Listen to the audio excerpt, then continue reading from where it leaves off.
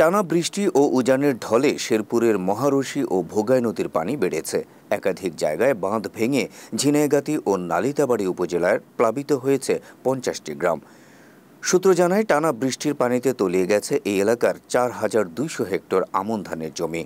এছাড়া পানিতে তলিয়ে গেছে ১,০০০ হেক্টর সবজির আবাদ।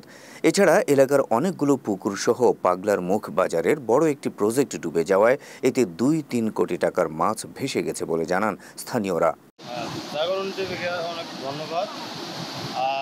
বিষয়টা হলো সরিহারা পাগলার মুখ বাজারের বড় প্রজেক্টটা ৫৫ একর জমি সহ চলে গেছে। মাছ আছে প্রায় ২-৩ কোটি টাকার মতন মাছ আছে।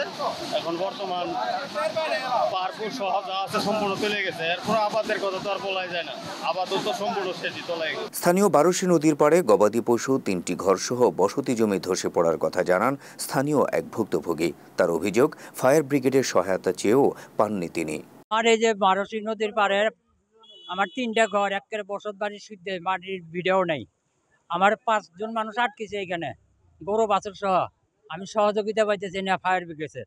আমি কয়েকবার কইছি, বলে আমার মানুষগুলো উদ্ধার করে দাও। এরা খালি কয় যে কোনো যন্ত্র নাই। কি বলছে তারা? ফায়ার সার্ভিস কি বলছে? যে আমগর যাওয়ার মতো কোনো কায়দা নাই।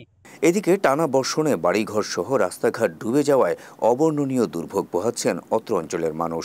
ক্ষয়ক্ষতি সামাল দিয়ে কিভাবে চালাবেন সামনের দিনগুলো, এই নিয়ে উদ্বিগ্ন ভুক্তভোগীরা। ঝিনাইগাতি কি রকম খুব খারাপ, বাজারে কিছু নাই। তো এই এলাকার ধান কি অবস্থা এখন? তলাইছে।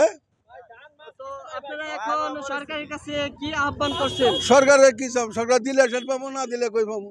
তো এই অঞ্চলের কিরকম একর জমি ক্ষতি হয়েছে এই বন্যা? তো এই বিষয়ে সরকারের কাছে আপনি কি চান?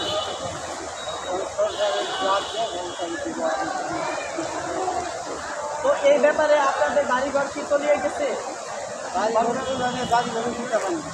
তো চাচা, আপনার বন্যা ক্ষতিগ্রস্ত কিরকম হয়েছে? ক্ষতিগ্রস্ত আছে। তো আপনি এই অঞ্চলের যে ধানের আপনি ধান কতটুকু লাগিয়েছে? তো এই অবস্থা কি? এটা কি চান আপনি? আমি চাই